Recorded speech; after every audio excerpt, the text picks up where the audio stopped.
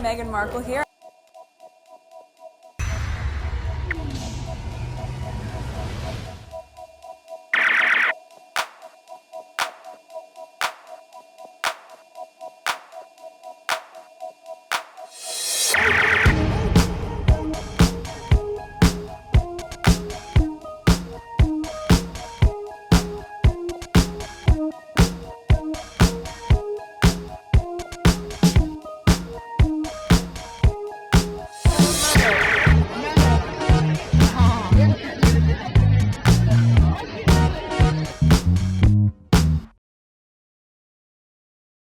Alright, today is March 12, 2026. It is 5:02 a.m. Alright, let's go straight on Twitter because I have an hour to share as much as I can with you. This is the first tweet. It's gonna be very quick.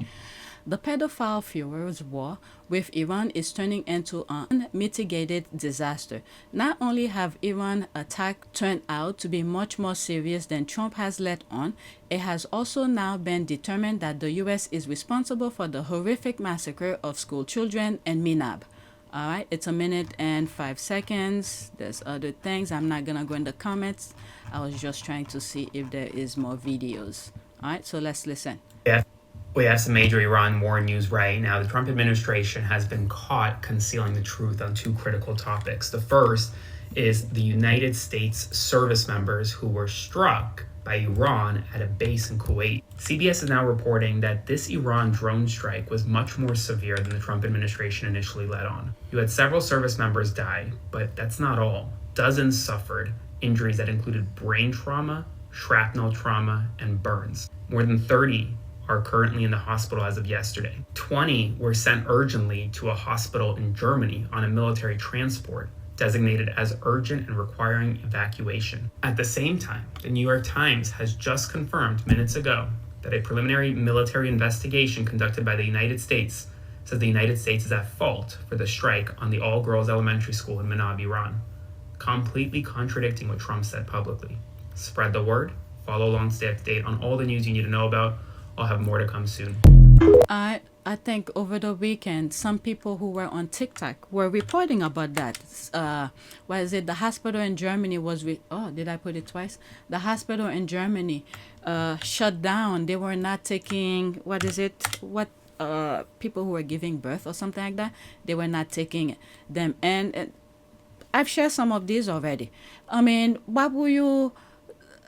Trump is not going to tell the truth. Oh my God. Next one. Breaking. Again, everything that you see is going on around the world, I really despise it to the core. But the thing is that we share this earth with so many people who refuse to see reality. So what is happening here? I mean, knock on wood, I don't know anybody and myself to be affected by this, but some people refuse to see reality. This is a wake-up call for many of these people. They vote carelessly. The guy told us who he is, who he was, and what he was gonna do, but they still vote for him. Because what happened is that they think that, he's not gonna be doing this. The reason why many of these people never felt those type of pain is because a lot of other people, a lot of African American, were fighting to prevent this from happening. But after the election, when African American realized that many of these people didn't care, we were like, okay, so we just minding our own business. Okay, so this is the next tweet. Breaking. Just hours after Trump told oil tankers to enter the Strait of Hormuz, regardless of Iran's threat, an oil tanker is reportedly targeted and decimated by Iran and the Persian Gulf, just past the Strait of Hormuz. Trump's horrific advice may have just gotten people killed. Oh my God. Listen. It's just showing. Oh my God. The families. استطيع حاصره.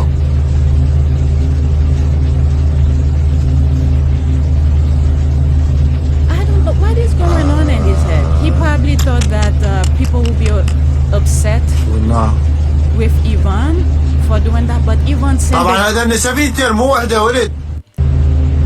but Iran had sent the warning.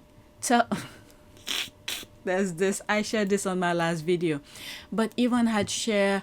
I had sent. What do you call this? Okay, her mom is absolutely right about him. Nah, he's a disaster. What do you think? Yes, he's a bit idiot with zero common sense and no social skill, but he is my son. I just hope he never gets into politics. He'll be a disaster. Wow.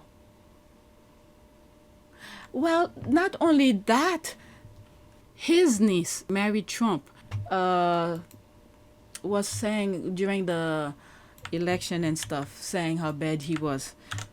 I forgot what thought I was saying before. All right, so let's listen to this here. Okay. What are you all eating? The world as parents of IDF soldiers mourn. I'm only gonna show you this, but the reason I'm sharing this is because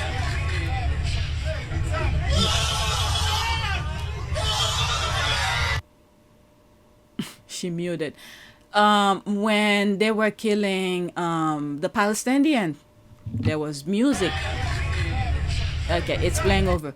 It's as if it was a nightlife, a rage. What do they call this? At a club, they were dancing, literally dancing. Next tweet. All right, so let's listen to this. It's 2 minutes. Yeah, I need to listen to this gentleman. All right, any more videos? Well, at this point, I don't think Trump cares anymore because there's no point of coming back into somewhat innocent. So he's gonna do as much as... let me not put words into his mouth. 2 minutes. Let's listen to this. Do you remember being 8 years old? What you're looking forward to? What you're excited about? What you feel down about? How every day feels so big? How you're not even thinking, hopefully, about that missile that blows up your school and kills you and all your friends? About the American soldiers whose families had to welcome coffins. Their lives lost as well. More lives, countless thousands of lives lost in this war that Donald Trump now says is over, completed, done, we won. Okay. We know the human life cost, and we also know 5,000 targets hit, depleted our missile supply, spent billions of dollars. What has all of this cost gotten us? Nothing. An old man, Khomeini, who was near death anyway, has been martyred. A regime that was teetering with protests is now solidified with the hate toward America for what we have done to innocent people. That man's son is now in charge, more hardline, and just seen his family killed. What do you think he's going to spend the next couple decades doing? Donald Trump has brought destruction to innocent people, put American lives in harm's way, destroyed our international alliances, and gained nothing. And he has the gall to stand up there and say, we won something. I will never forget or forgive those who put him in power. The kind of thing that's going in my mind, if they ever caught him, that's all.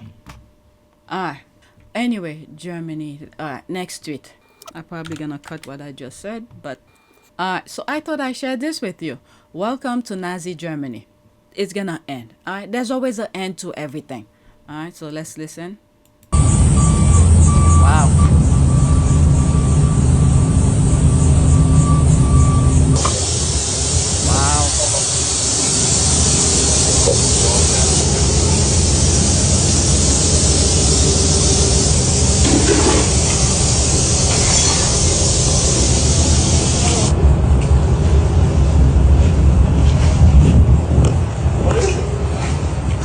They're all books from New College.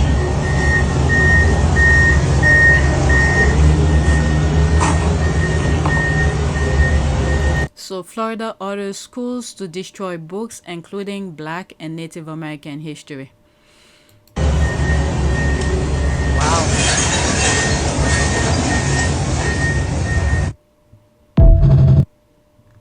And there's this here, such an international travesty. Alright, it just breaks my heart. I have made a trip to the Holocaust Museum in Washington. It is truly history repeating itself. History cannot and should not be whitewashed.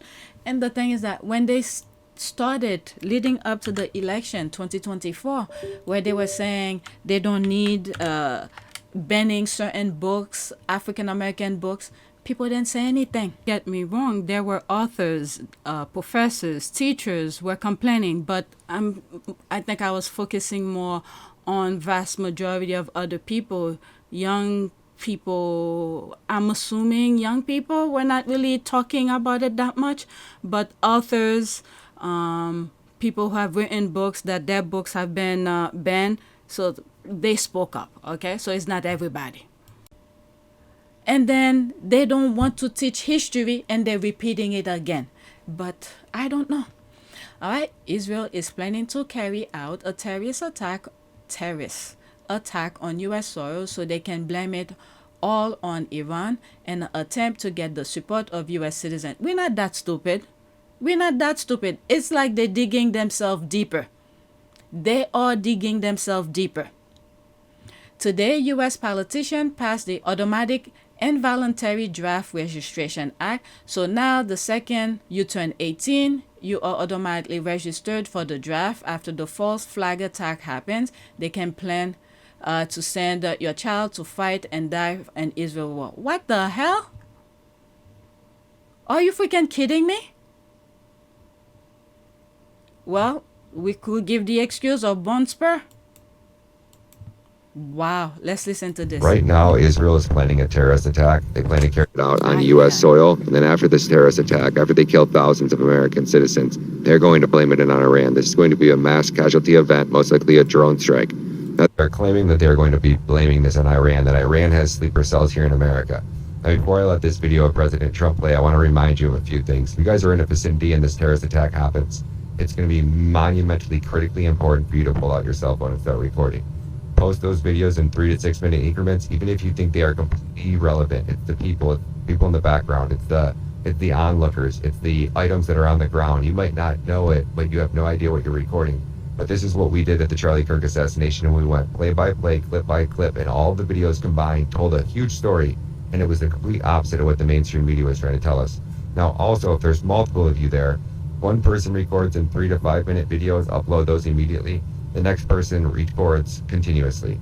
So after the Charlie Kirk assassination, one of the people in the crowd went around with his camera and just filmed everything he could for like an hour and a half straight, and then uploaded the full video. Make sure these are in 4K, 1080p, 60 frames per second is best. Make sure you guys got plenty of memory on your phone. If something like this goes down, you don't want to be deleting videos from your phone and having no memory. All of these things are going to become critically important.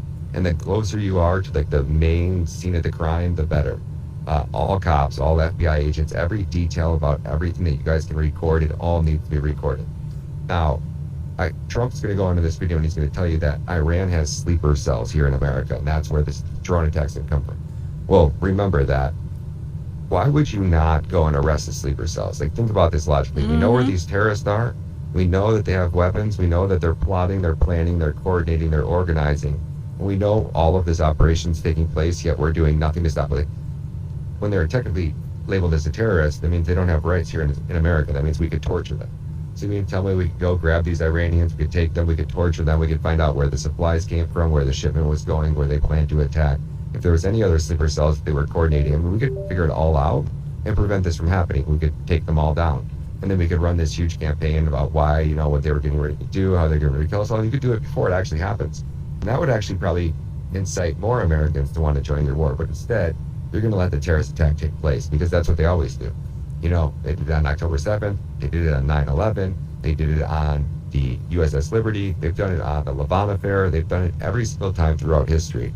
So when Israel carries out this terrorist attack, it's going to be monumentally critically that all Americans get on board, and this will be our chance and our opportunity to expel these people from our country. We want a 100-year ban on all dual citizen Israelis, and at least a 250-year ban, or at least a 100-year ban on anybody that ever served in the IDF. And then maybe you take it a step further, that if your grandchildren served in the, or your I don't know how, But yeah, let's just do a 250-year ban. Fuck it. So all of your children for the next 250 years never step foot on U.S. soil. Sounds like a great plan to me. What do you guys think? Show this clip from Trump. Get ready, buckle up. Terrorist attack incoming. Have you been briefed about how many Iran sleeper cells there could be inside the U.S. right now? I have been, and a lot of people came in through Biden with this stupid open border. But we know where most of them are. We've got our eye on all of them, I think. Is it dozens? They came in through the open border policies of Sleepy Joe Biden, one of the worst president in the history of our country. And we've got our eyes on all of them. But the war itself is being prosecuted at a level that nobody's seen before. It's pretty amazing to watch. What have you heard about this bulletin that some law enforcement put out about a possible Iran revenge plot in California, where there would be some kind of a boat offshore launching drones towards the being investigated, but you have a lot of things happening, and all we can do is take them as they come. The war itself is being prosecuted as well as anybody has ever seen, and this is other countries telling me too. Big countries, powerful countries, they said they've never seen anything like it. And they also agree with what I'm doing. They say it's an evil country. What else? Okay, let me finish. So Let it me won't- pause for a second. What else? Okay, after this one, I'll move to the Right next now, one. Israel is quite long before every country in the world is treating these IDF dirtbags. These dirtbags walked around shooting children in the dick. And now we take them and we allow them to come into our fucking country, to eat with us, to sit with us, to enjoy our fucking lifestyle and our riches and our fucking country. Hell no, motherfuckers. Your days of enjoying the lavish life of the Goyim, they're quickly coming to an end. Intentionally in my country, because you also attacked Lebanon too.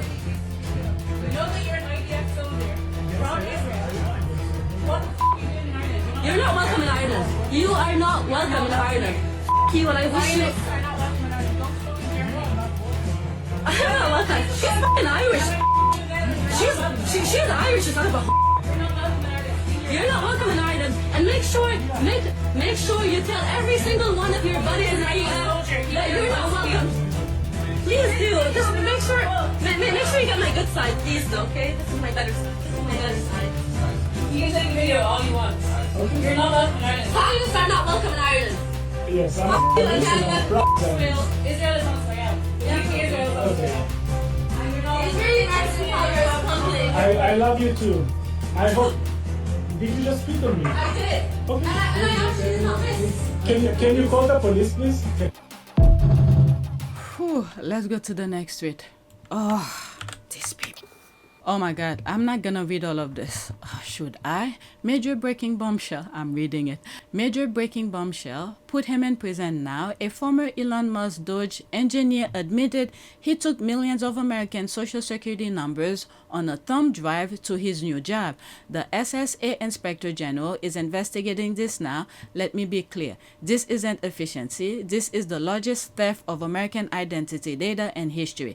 300 million of U.S. names, social security number, birth dates, addresses, parents' info, bank details, medical records, all copied to unsecure cloud servers by Musk's 20-something engineer with zero security clearance, all handed to political operative hunting, voter fraud, all now walking out the door on USB sticks to private employers. Elon Musk didn't streamline government. He built a data looting operation. He turned the Social Security Administration, the most sensitive database in America, into his personal Excel spreadsheet for unqualified cronies to download, share, and steal. Where's the data now? Musk once said, the White House once said, the SSA still doesn't know what was copied. Your identity, your retirement, your medical history, your family safety, all compromised by a billionaire who treats your life like a video game save file. This is national security treason. This is 300 million counts of identity theft waiting to happen. And Republicans and Congress, you're blocking every investigation, changing House rules to protect Doge, and voting down subpoenas. They handed your social security number to Elon Musk interns and call it government efficiency. Call your reps, demand criminal prosecution. This is your life they're gambling with. Wow.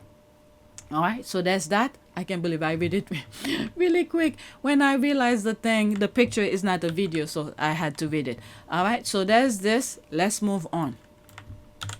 It's crazy. Crazy. Next one. All right, so now the Trump administration doesn't want you to learn about the Tuskegee Airmen. The racism just keep going and going. Dear black people, keep teaching and telling our history no matter what. Be sure to watch the movies and comment. Okay, Black History, Pilot, there's all of that. Let's listen. Any more videos? All right, so there's all of that. 1 minute and 34 seconds. History from the U.S. Air Force banning the teaching about the Tuskegee Airmen, a famous group of African-American pilots and other support teams who helped fight the Nazis in Europe in World War II. And now the Air Force has to remove them from the curriculum because Trump's new orders against diversity say we can't teach that to our soldiers because it's bad for them. But you know what? I can teach you about it, and I will. So before World War II, the military was segregated, right? Blacks and whites could not fight alongside each other. Specifically, blacks were also not allowed to be pilots because, listen to this, the Air Force had determined, the Army War College actually had determined that African Americans lacked the courage and fortitude to fly planes, right? Listen to this, the all-black 332nd Fighter Group based at Tuskegee Army Airfield in Alabama shattered the race barrier. The unit had as many as 14,000 airmen, 1,000 of them pilots. They flew 15,533 sorties, so in other words, like air attacks over Europe during World War II. 96 distinguished flying crosses, 3 presidential unit citations, etc. These were famous Americans. They were the greatest generation. They were our World War II heroes, and they were black. And now you will never hear about them in the U.S. military because Donald Trump just erased them from history. What? And by the way, final point here for anybody who says what the difference is between Democrats and Republicans on race and how it doesn't matter who you vote for. Yeah, it matters.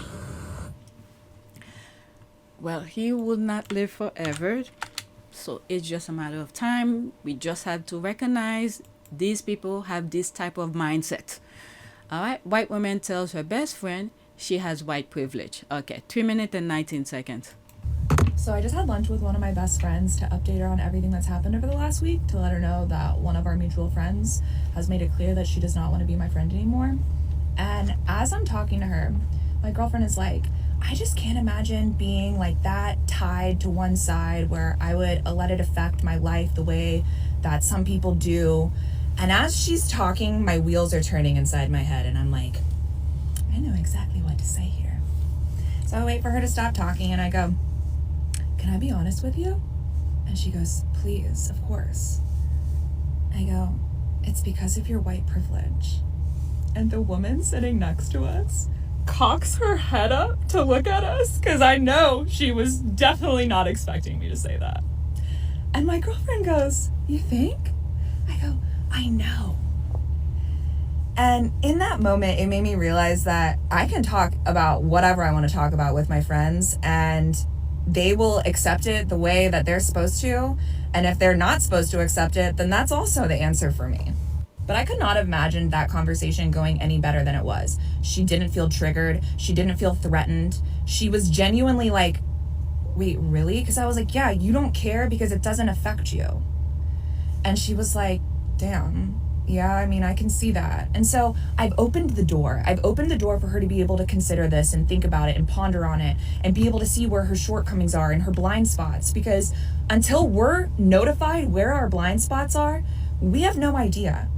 And y'all could say that you've been saying it for years. And because I remember it. I remember people telling me that I'm operating the way that I am because of white privilege, but I couldn't see it the way that I could until right now.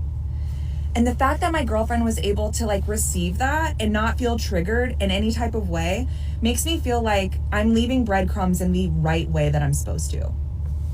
And honestly, I have all the confidence in the world to continue to leave these breadcrumbs for people because the sooner that they start picking up these breadcrumbs and following the path, they will wake up because that's what happened for me. For those that don't know, I'm Carter. I'm deconstructing my entire life right now and I'm sharing all about it online. I'm sharing about the conversations that I have with people in my life about my newfound beliefs and how I will not compromise for where my moral beliefs stand right now. And unfortunately, that means that some people in my life will not be moving forward in this next chapter. It's a painful journey, but it's one that I know will lead me to lush green pasture, because right now the path that I'm walking on is rock hard rubble.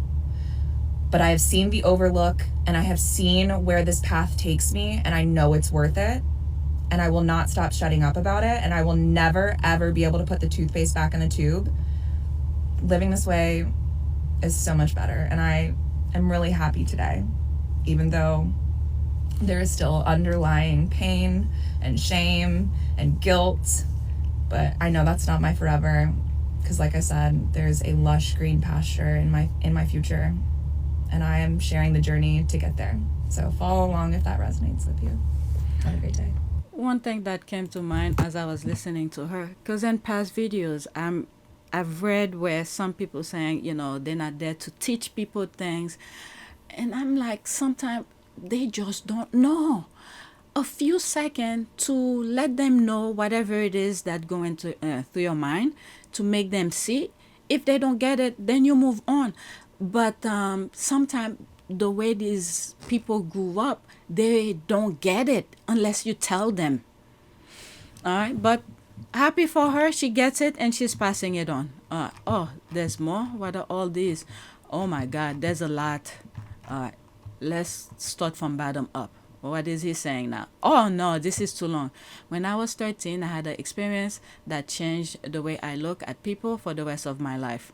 Okay, maybe this one might be good to share. It's 5 minutes. Oh my God, they're so long. Let's listen. When I was 13, I had an experience that changed the way I looked at people for the rest of my life. I remember I was at the lunch table with some of my friends, and I was in the middle of a conversation. I looked over and I saw this girl that was sitting alone. And to paint the picture, she was a little bit heavier set girl, a little bit quieter. She was kind of socially awkward. I'd only had, like one class with her, so I'd never really talked to her, but she sat in the back. She was just really quiet. And I was like, I should go sit with that girl. So I looked over to my best friend at the time who sat right next to me, and I said, hey, dude, we should go sit with this girl. And he looked over at me, kind of disgusted. He was like, why would we go sit with her? And it hit me in that moment, let's go do this. So I immediately stand up, I grab my stuff, and I go walk over to her. And I look at her, and I say, hey, excuse me, do you mind if I sit next to you? And she didn't say anything, but she looked up, and she just kind of shook her head. And so I sat down next to her, and I was just eating my food. I started asking her questions about herself. And while we were talking, I remember asking her, I said, hey, what's your favorite treat and drink? Because, I don't really have very many questions or the social skills when I'm 13 years old. And she told me, I remember it was a Diet Cherry Coke and a Twix. So we kept talking. We talked for maybe 20 minutes. Talked to her about the book she was reading, things she liked to do. And I said, yeah, it was nice talking. I went and grabbed my stuff and threw it away. And then when I threw my stuff away, it hit me. I'm like, I should go do something nice for this girl. So I went over to the office ladies, and I was good friends with them at the time. And I said, hey, I want to put together an anonymous care package for this girl. So I wanted to get her the Diet Cherry Coke, and I want to get her the Twix, and I wanted to write her a little anonymous note. So I wrote in the note, I said things like, hey, I notice you. I'm so glad you come to school. It's great seeing you every day. Just something that would be meaningful and is kind. And I remember I went with the office lady, and we found her locker. We went over to her locker. We opened it up. And we opened the locker, a little note fell out. And I was young. I shouldn't have looked at it. But I remember I picked up the note, and I opened it.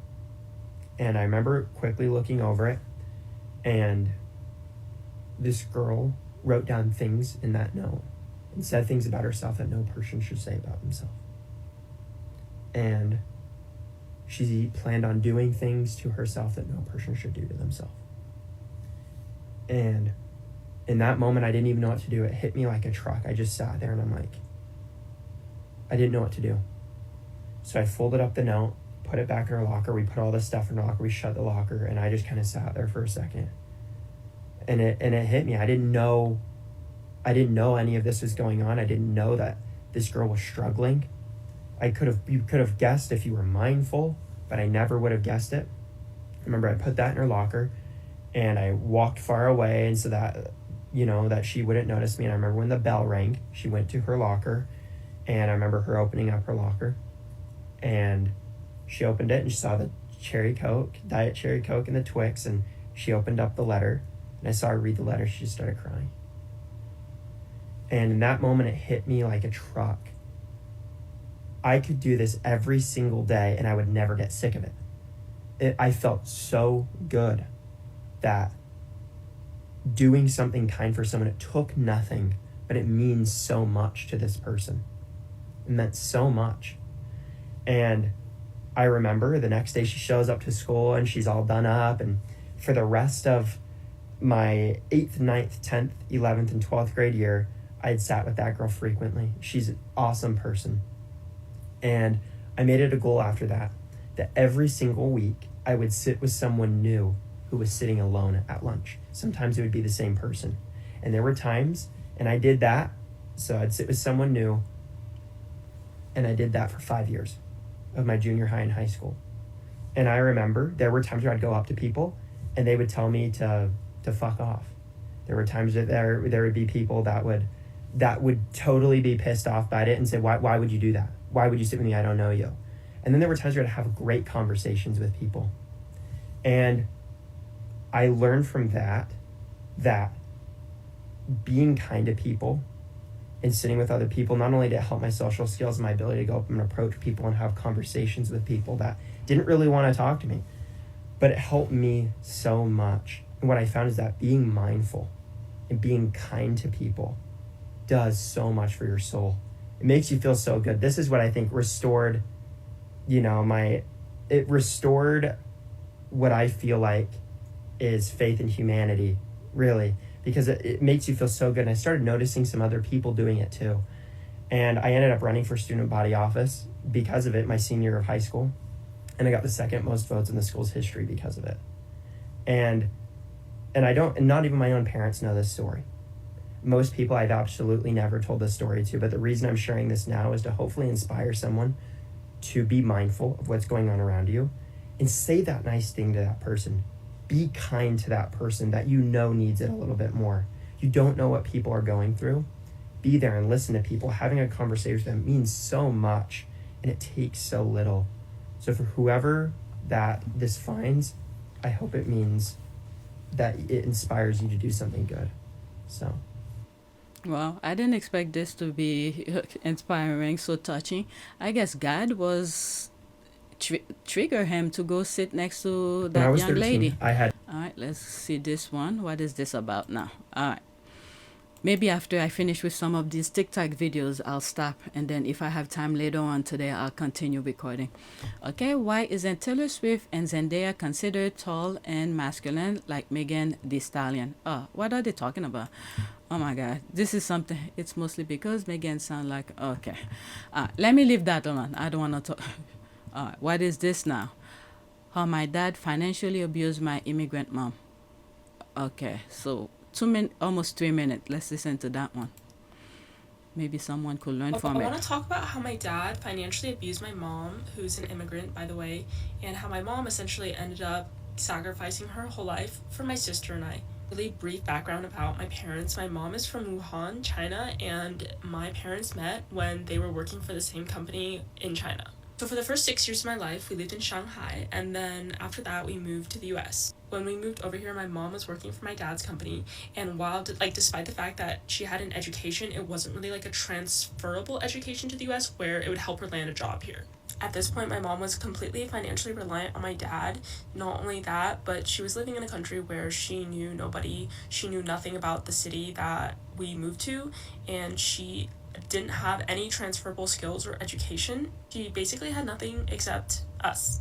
For an extremely long time, my dad refused to put my mom on the house title despite them being married.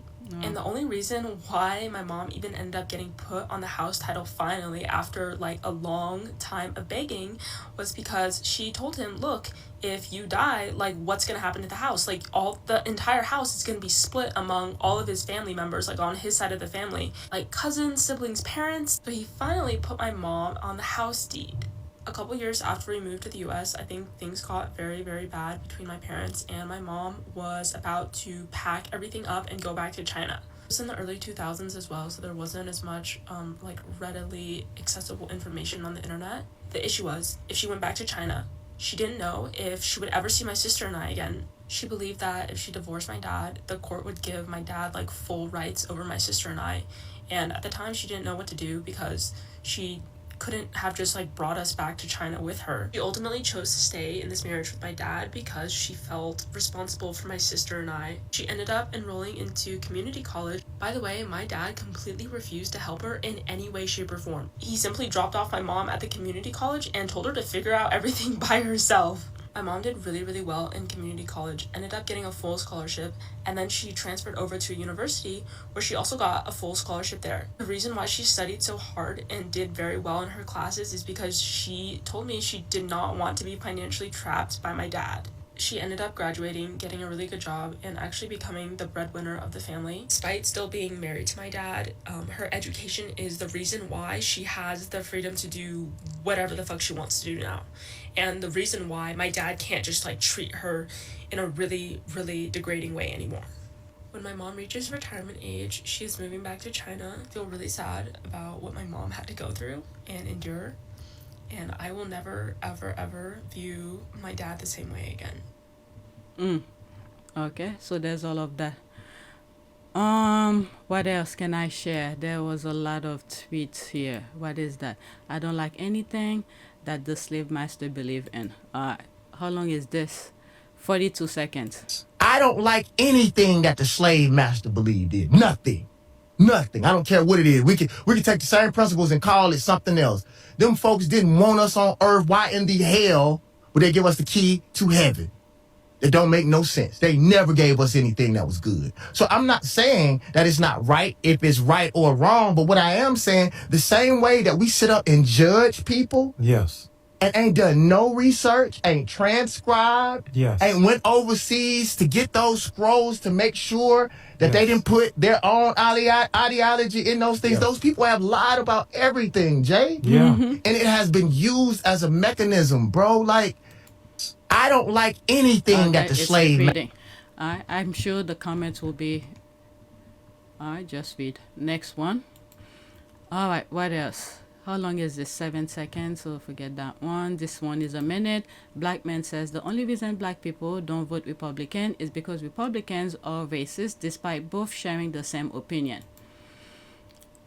The only reason black people don't vote Republican is because Republicans are racist. Black people are one of the most conservative groups in the United States, despite having a lot of not conservative issues, but I will digress because they'll chew me if I point that out. Republicans really just are racist a lot of the time in their messaging to black people, and they lose a lot of black support that way. But a lot of black people hold the same views towards gay people, towards women, frankly, towards everybody. And this is also the case with a lot of immigrants. And I don't know how they haven't really realized that or if they really care, but black people only vote Democrat because Democrats are just less racist publicly. And we can obviously get into, well, everyone's racist. Yes, everybody in the world, in the United States, is racist in some capacity. Like, not you're a racist, but for the sake of conversation, everything is racist in some way, right? So race becomes like a non-issue in that sense. But conservative racism is very, very profound and very, very unique than democratic racism. And it's more in your face. And it's like, okay, yes, there's a place to appreciate someone telling you what they are, but there's also a place someone calling you like ghetto ape LaQuisha. Like, it's just kind of icky.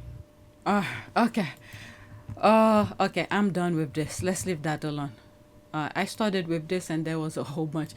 Maybe I'll do all the recording and then I'll cut the videos into different parts.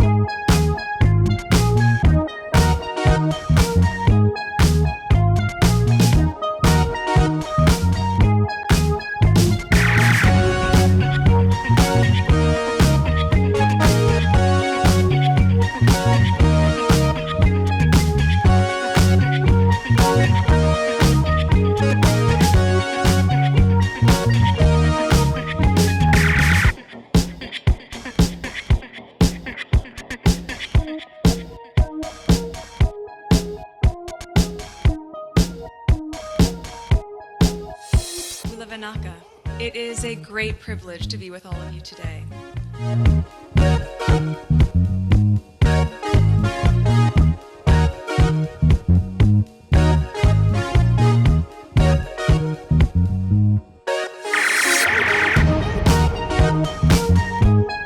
You know, we ask for forgiveness and please come back.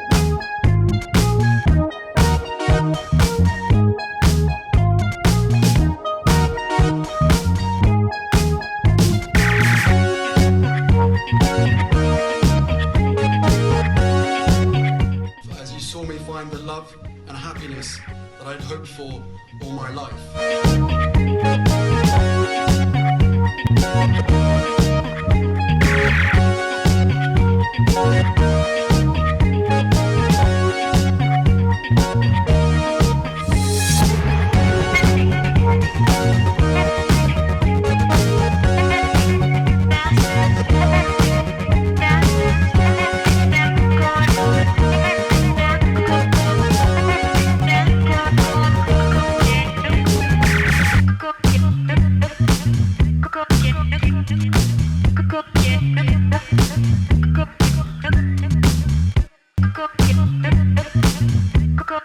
You are all in this together, and if I may speak personally,